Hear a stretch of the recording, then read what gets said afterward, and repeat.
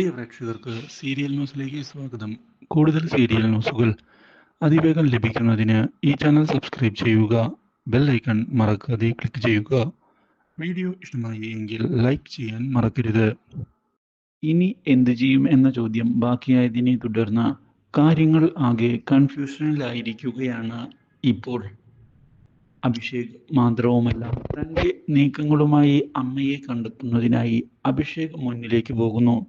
പക്ഷേ ഇതേ സമയം ഇഷയെ ഞെട്ടിച്ചുകൊണ്ടുള്ള തിരിച്ചടികൾ കൊടുക്കുന്നതിനുള്ള പ്ലാനുമായി മുന്നിലേക്ക് വന്നിരിക്കുകയാണ് രാഹുൽ.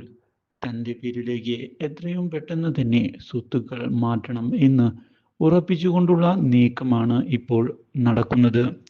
ഇതോടെ കാര്യങ്ങൾ കൈവിട്ട് പോവുകയും ചെയ്യുന്നു.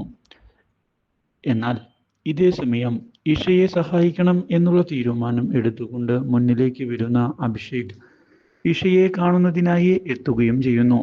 ഇഷയോട് യാതൊരു വിധത്തിലും പേടിക്കേണ്ടതില്ല എന്ന് വ്യക്തമാക്കുകയും എന്തൊക്കെ സംഭവിച്ചാലും ഇഷയുടെ കൂടെ ഞങ്ങൾ ഉണ്ടാകും എന്നുള്ള ഉറപ്പ് നൽകുകയും ചെയ്തിരിക്കുകയാണ്. ഈ കാര്യം കേട്ടതിനെ തുടർന്ന് ഇഷയ്ക്കും വളരെയധികം സന്തോഷം ഉണ്ടായിരിക്കുകയാണ്. പക്ഷേ ഇതേ സമയമാകട്ടെ, റാംമോഹനെ മുന്നിൽ നിർത്തിയുള്ള നീക്കങ്ങൾ പുതിയ തിരിച്ചടികളാണ് ഇഷയ്ക്ക് നൽകുന്നത്. സ്വത്തുക്കളെല്ലാം രാഹുലിൻ്റെ പേരിലേക്ക് എഴുതി നൽകുകയും ചെയ്യുന്നു. കാര്യങ്ങൾ ഇതോടെ കൈവിട്ടു പോവുകയാണ് എന്നുള്ള കാര്യം ഉറപ്പിച്ചിരിക്കുകയാണ് ഇഷ.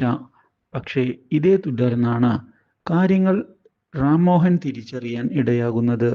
ഇതോടെ റാംമോഹനാകെ ഞെട്ടിപ്പോവുകയും സ്വത്തുകൾ തിരികെ എഴുതി നൽകണം എന്ന് ആവശ്യപ്പെടുകയും ചെയ്യുന്നു.